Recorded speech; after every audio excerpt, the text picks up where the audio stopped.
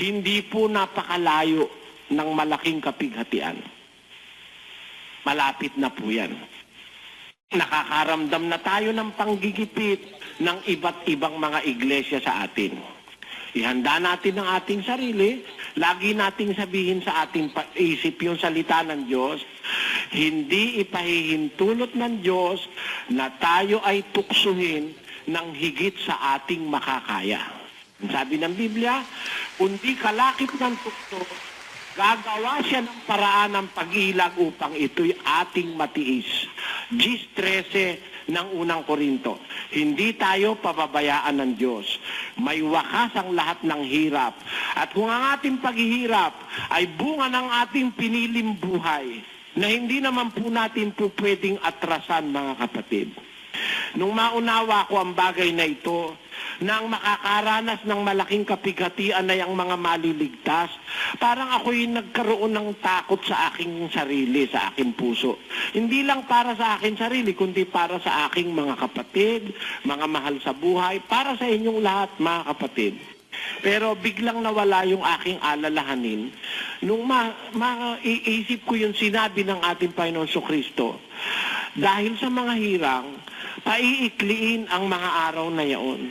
Pero inaamin ko na nag-alala ako sandali nung mapansin ko na ang pangyayarihan pala ako ng malaking kapighatian, mismong ang mga lingkod ng Diyos na mga hinirang. Kaya nga papaikliin dahil sa kanila at aalisin sila para yung kapighatian na yun tumuloy-tuloy naman dun sa mga taong masasama. Yung darating na mga pagkaaba na sinasabi sa aklat ng Apokalipsis, yung mga kung ano-anong kahirapang darating sa tao, pagka naalis na dito sa lupa yung mga lingkod ng Diyos. Kaya ang nasabi ko noon, parang nag-alala ako sandali, naisip ko yung aking mga inaakay na mga tao, yung mga aking mga anak, mga apo, yung aking mga pamangkin, naiisip ko. Pero nawala bigla yung alalahanin ko nung maisip ko na sinabi ng Panginoong Jesucristo, paiikliin naman ang mga araw na yan. Dahil, mahirap ang buhay sa mga panahon na yan. Bakit?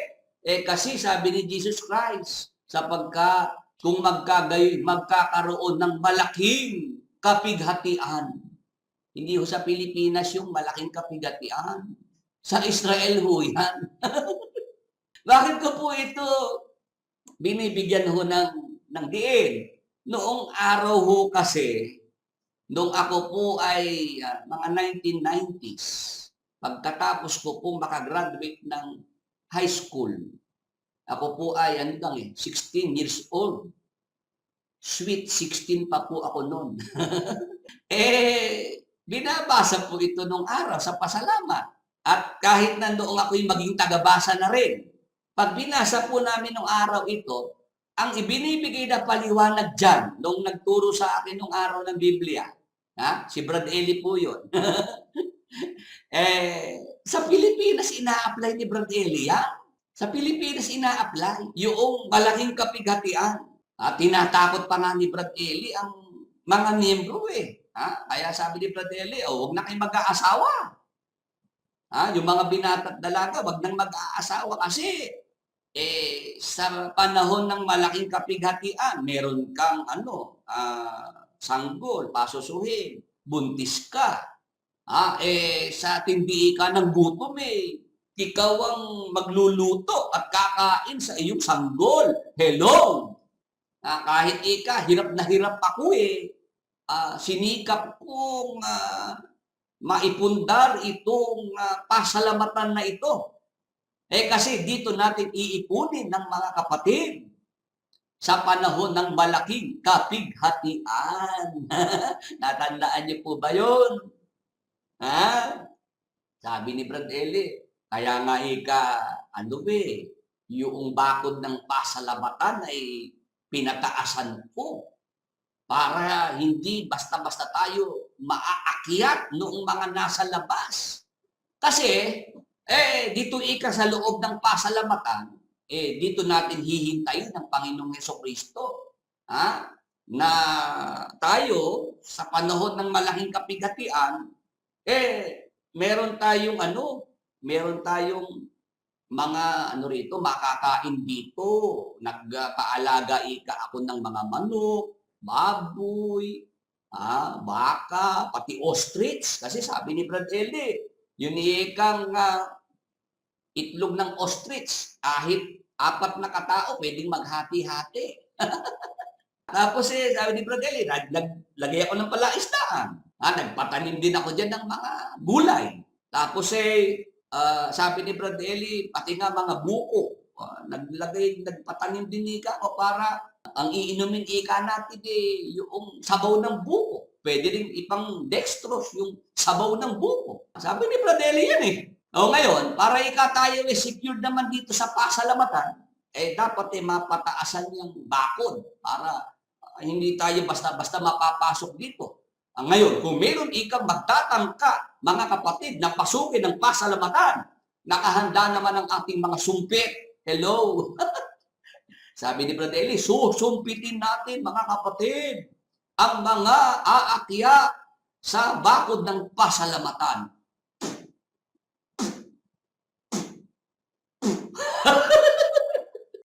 Ano ang ibig sabihin, mga magulang at mga kaibigan? Ang Antikristo po ang hinuhulaan ditong hari ng Propeta Daniel. Gagawa ito ng kasunduan sa maraming mga tao. Tandaan natin, ang concern po rito, yung mga lahing Hudyo. Kasi sila yung konektado sa dakong banal o sa templo. Amen. Mag-amen naman po ang ating mga kasama kung inyo pong naiintindihan, kung inyo pong sinasang-ayunan ang ating pong tinatalakay ngayong gabi. Itong hari na siyang Antikristo, sa umpisa po pala, maganda ang kanyang magiging pakikitungo sa mga lahing Hudyo. Meron po siyang gagawing pakikipagkasundo. Merong kasunduan sa mga lahing Hudyo. Sa loob ng 1 linggo, 1 week. Take note, 1 week, 1 linggo. Ngayon, pagkaraan ng kalahating linggo, hindi pala matatapos yung 1 week na yun. Pagkaraan ng kalahating linggo, papatigilin na niya ang paghahandog. Ibig sabihin, pag naitayo na po yung third temple, ma-enjoy pa for quite some time ng mga Hudyo ang paghahandog sa templo. Nagkakaintindihan po?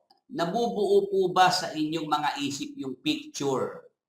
Diyan po sa binabasa nating mga talata. Pag nandyan na po ang pangatlong templo ng mga Hudyo sa Jerusalem, sila pala, ma-enjoy pa nilang magawa yung mga paghahandog sa templo. Kasi merong kasunduan sa loob ng 1 linggo, 1 week. Kaya lang, sa kalahatian po ng 1 linggo, may mangyayari na papatigilin na po noong Antikristo yung paghahandog ng mga Hudyo dyan po sa templo. Gagawin na po niyang ilagay sa itaas ng templo ang kasuklam-suklam na kalapastanganan. Sisira sa kasunduan ang hari na siyang Antikristo. Kaya si Jesus Christ, noong siya po ay magsalita, ito naman ang kanyang pahayag, 24:15 ng Mateo. Magandang balita Biblia, puntahan po natin. Unawain ninyo itong mabuti kapag nakita ninyong nagaganap na sa dakong banal ang kasuklam-suklam na kalapastanganang tinutukoy ni Propeta Daniel. Ito naman ang wording ni Jesus Christ. Kapag nakita na ng mga tao na nagaganap na ang propesiya ng Propeta Daniel, ang templo ay nilalapastangan na. Tandaan natin, yung templo nasa Jerusalem. Dapat ang ating focus, mindset sa Jerusalem, sa Israel. Bakit po yan na ating binibigyan ng diin? Kasi marami hong nagkamali. Kasama na po yung dati kong tagapagturo. Pag binabasa po yung mga talata na yan, ano po ang nangyari? Hindi ho nabigyan ng konsiderasyon na ang tinutukoy ng Panginoong Hesukristo, yung templo, yung dakong banal na nasa Jerusalem. Hindi ho sa Pilipinas. Wag ho tayong magkakamali na dahil tayo mga Pilipino, binabasa natin ang Biblia dito sa Pilipinas, yung mga pangyayaring nakasulat dyan, dito sa Pilipinas mangyayari. Bakit po? Kasi ganito yan. Mateo 24:15. Ano ba ang sinabi na ng Panginoong Hesukristo? Ano ba yung kanyang ipinagpaon na kapag nasasaksihan na yung paglapastangan dyan sa dakong banal o sa templo? Sige, basahin po natin. Ang Mateo 24 at ang talata po ay 16. Yung kadugtong niyang Mateo 24:15. Tuloy natin sa Mateo 24:16. Ito po ang aking punto. Ito na ang dapat gawin noong mga makakasaksi sa paglapastangan sa templo. Ang mga nasa Judea, yung Judea, sa Israel yan, hindi sa Pilipinas. Tama po ba? Tama po ba? Ang mga nasa Judea ay dapat tumakas papunta sa kabundukan. Ito instruction ni Jesus Christ. Pag nilalapastangan na ng Antikristo ang templo, ang dakong banal, ang mga nasa Judea dapat nang magsitakas papunta sa kabundukan. Tuloy, ang nasa bubungan ay wag nang mag-abala pang kumuha ng kahit ano sa loob ng bahay. Ipinapakita po yung pagmamadali. Dapat pag nandyan na yung paglapastangan sa templo, magsitakas na yung mga nasa Judea, dapat magpuntahan na sa kabundukan. Ang nasa bubungan, wag nang mag-abala pang kumuha ng kahit ano sa loob ng bahay. Tuloy. At ang nasa bukid ay wag nang umuwi upang kumuha ng balabal. Pinapakita talaga dapat magmadali na. Madaliin na yung pagtakas. Tuloy. Sa mga araw na iyon, kawawa ang mga nagdadalang tao at mga nagpapasuso. Ayan, ipinagpaon na ni Jesus Christ sa mga panahon na yan. Nilalapastangan na ng Antikristo ang templo. Dapat tumakas na, magmadali sa pagtakas. Ang mga Hudyo, lahing Hudyo po ang tinutukoy dito, hindi mga lahing Pilipino. Yung nagre-record dito sa Apalit, itong programa natin, mga dating nating kasama. Huwag lang kayong magagalit sa akin, yung inyong pumanaw na most sensible preacher, hindi naman naunawaan yan Ang kanyang iisip, nung araw na pag binabasa yan, sa Pilipinas mangyayari yan Nagkamali siya ron. Bakit? Ito po, ang tinutukoy po dito, yung mga pangyayaring magaganap na yan, sa Israel po yan. Mga lahing Hudyo ang concern dyan. Kasi, ang mga lahing Hudyo ang konektado po sa templo na nasa Jerusalem. Tama po ba?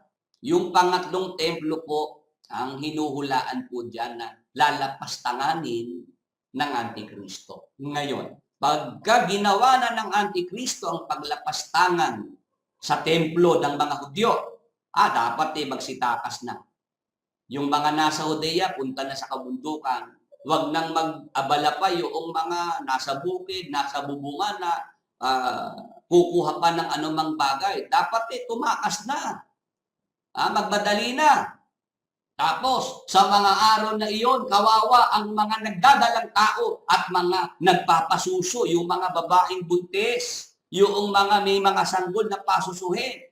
Kawawa, sabi ng Panginoong Jesucristo. Bakit? Tuloy natin ang basa. Ipanalangin ninyo na ang inyong pagtakas ay huwag mapataon sa taglamig o sa araw ng pamamahinga, mga magulang at mga kaibigan.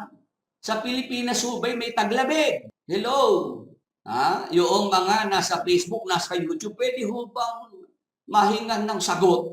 Sabi ng Panginoong Jesucristo, ipanalangin ninyo na ang inyong pagtakas ay huwag mapataon sa taglamig o sa araw ng pamamahinga. Yun pong Sabat, araw ng Sabat.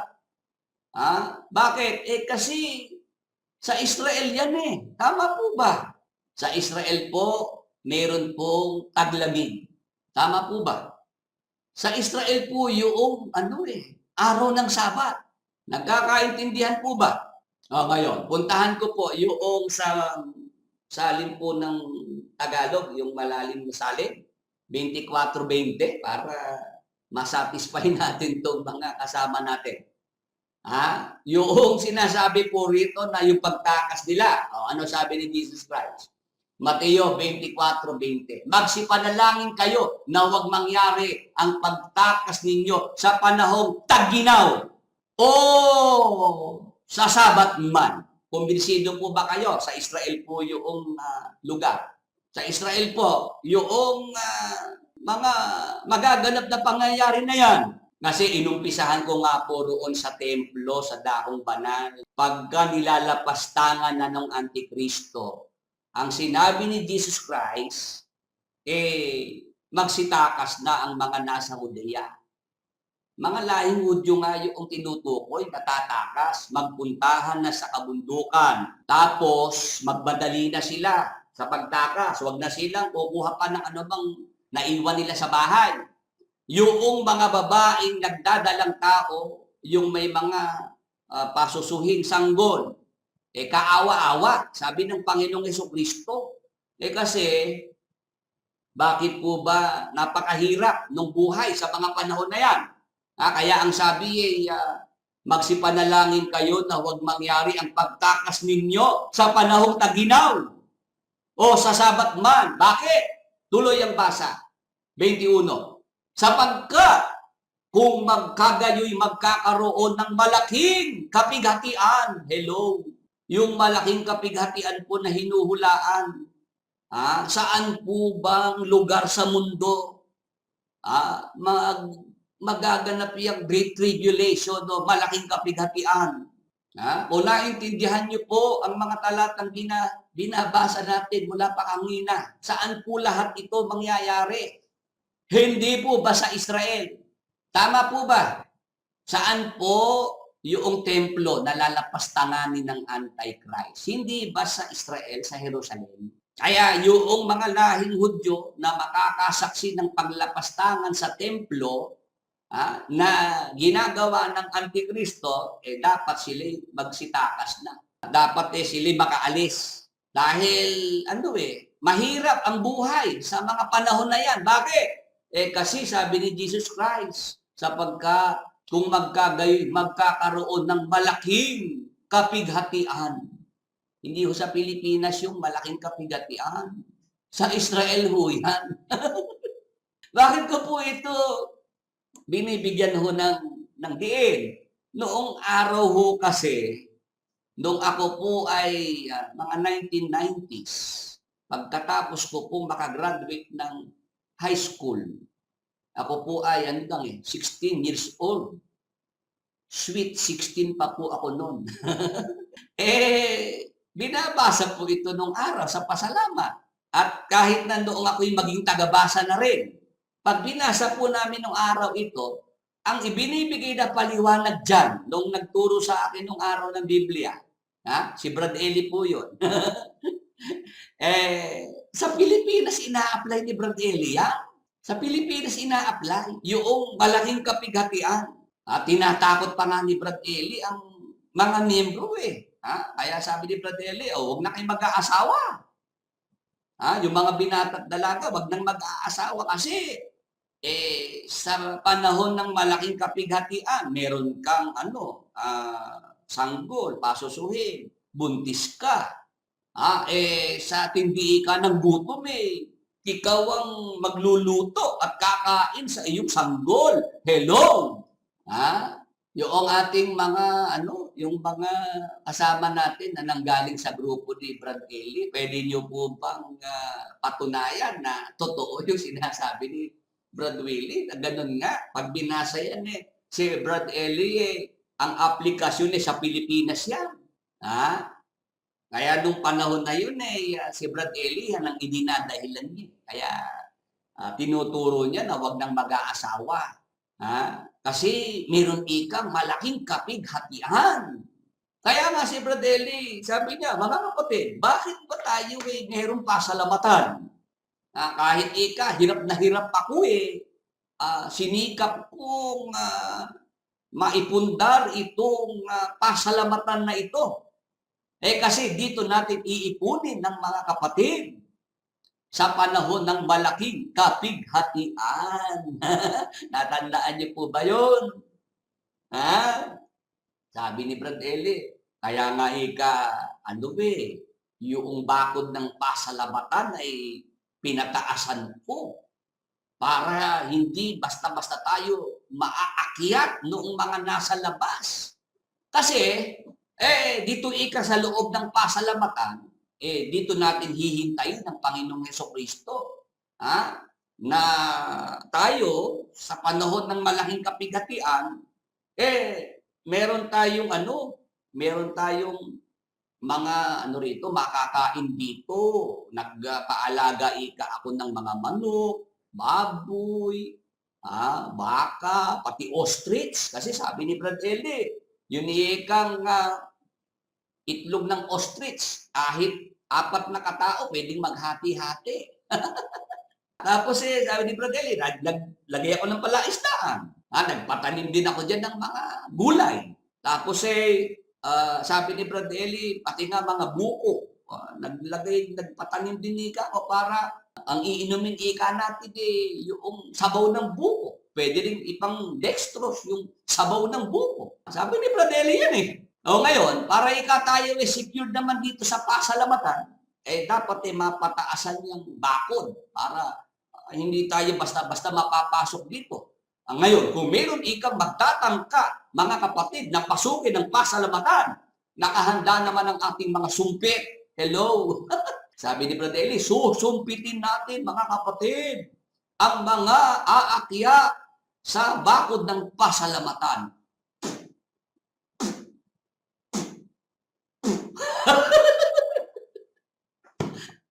Ganyan-ganyan po kung kung gawin ni Brad Eli yung panunumpit. Susumpitin daw yung mga magtatangka. Kasi mababalitaan nung mga nasa labas na dito sa pasalamatan saganang-sagana tayo sa pagkain kasi magdidildil tayo ng baka dito. Kaya yung mga miyembro po nun talagang tuwan-tuwa. Makinig na lang kayo mabuti. Pasukin yung programa ko Bakit ko nababanggit si Brad Eli rito? Siya yung nagturo ng mali. Ang maling itinuro ni Brad Eli, yung tungkol sa malaking kapighatian. Hindi nyo naman kasi alam ang sinasabi ko, 1990s pa. Hanggang sa kailan lang naman binago ni Brad Eli yung tungkol sa malaking kapighatian na yan tanda ko mga 2016 na siya nagbago. Pero from 1990 hanggang mga 2016, hindi pa nagbago yung turo tungkol sa malaking kapighatian. Nabago lang yan dahil nakumbinsi ko si Brad Eli sa aking mga argumento. Nabago lang Iniwan ni Brad Eli yung malaking kapighatian noong mapakinggan niya yung aking mga argumento ngayon, ang aking punto, wag kayong mga pikon pag nababanggit si Brad Eli dito. Hindi maiintindihan kasi ng mga tao pag hindi ko binanggit yung pangalan niya. Sino ba yung nagsasabing susumpitin yung mga aakyat sa bakod ng pasalamatan? Si Brad Eli may sabi noon. Nakahanda ang ating mga sumpit para yung mga magtatangka na umakyat sa bakod ng pasalamatan para tayo pasukin. Handa ang ating mga sumpit. Ang punto ko po, mali yung turo na yun ni Brad Eli na ang mga nasa Pilipinas ang tinutukoy dyan na makakaranas ng malaking kapigatian. Mga lahing Hudyo po yung tinutukoy dyan. Amen po ba?